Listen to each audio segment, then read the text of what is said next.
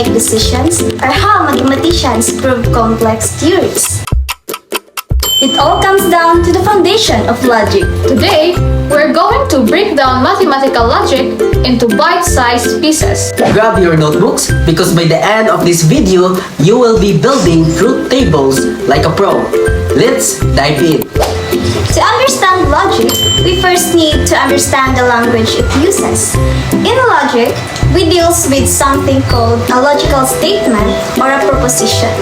A logical statement is a declarative sentence that is definitely either true or false, but never both.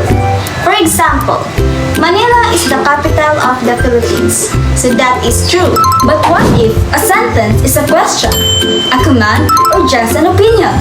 Like, what time is it? Or, math is the best subject. Those are not logical statements because they don't have a clear true or false value. We also have what we call an open statement. This is a sentence containing one or more variables, and it becomes true or false only when you plug a specific value into the variable. For example, x plus 2 equals 5. It is an open statement because it's only true if x is 3. Now, let's talk about complexity. A simple statement conveys a single idea. Let's represent it to the letter. Like P, it is raining. A compound statement is formed by combining two or more simple statements using special connecting words. For example, it is raining and I have an umbrella. Those connecting words Shirlene mentioned are called logical connectives. They are the glue that holds compound statements together. There are 5 main types you need to know. Let P and Q be our simple statements. The first one is the negation not. This changes the truth value of a statement to its opposite. The symbol is, if P is I like apples, then P is I do not like apples. The second one is the conjunction and. This joins two statements, and it is only true if both statements are true. These symbols look like an upside-down V. The third one is disjunction or. This joins two statements, and it is true if at least one of the statement is true. The symbol is a V shape. The conditional if-then. This shows a cause and effect. It's written with an arrow. It is only false when the first part or the if is true, but the second part or the then is false. Biconditional if and only if. This means both statements must have the exact same truth value to be true. It's written with a double arrow. Now that we know our connectives, how do we evaluate a huge compound statement? We use a truth table. First, let's define a truth value. Simply put, the truth value is the status of a statement. It's either true, which we write as T, or false, which we write as F. A truth table is a mathematical grid used to break down all the possible true and false combination of a compound statement to see when the entire statement is true or false. To build one, you need to know how many rows to make. The formula is 2 raised to the power of n, where n is the number of distinct simple statements like P and Q.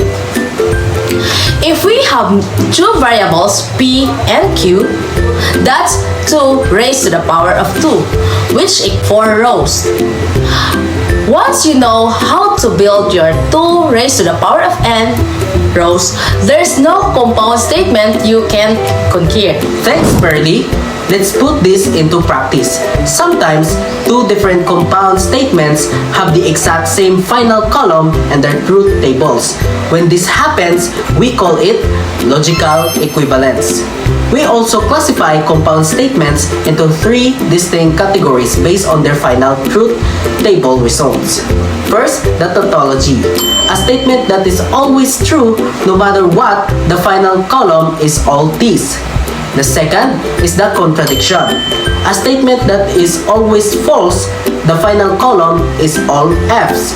And the third is contingency, a statement that can be either true or false depending on the variables.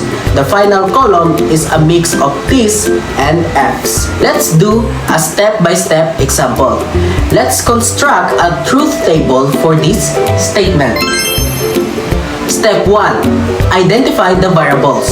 We have P and Q, that means 2 to the power of 2 is equals 4 rows. Step 2. Set up your initial columns. We make a column for P and a column for Q. We fill P with T, T, F, F, and we fill Q with alternating values T, F, T, F. This covers all combinations. Step 3. Solve what is inside the parentheses first. We have P and Q. Remember, Trisha's rules. Conjunction is only true if both are true. For the row 1, we have TT, so the result is T. For the row 2, we have TF, so the result is F.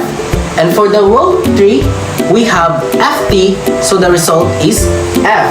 And for the row 4, we have FF, so the result is F. Step 4. Now for the final operation, we look at our P and Q column as our if, and our original P column as our then. The rule for conditionals is that it is only false when T implies F. Let's check.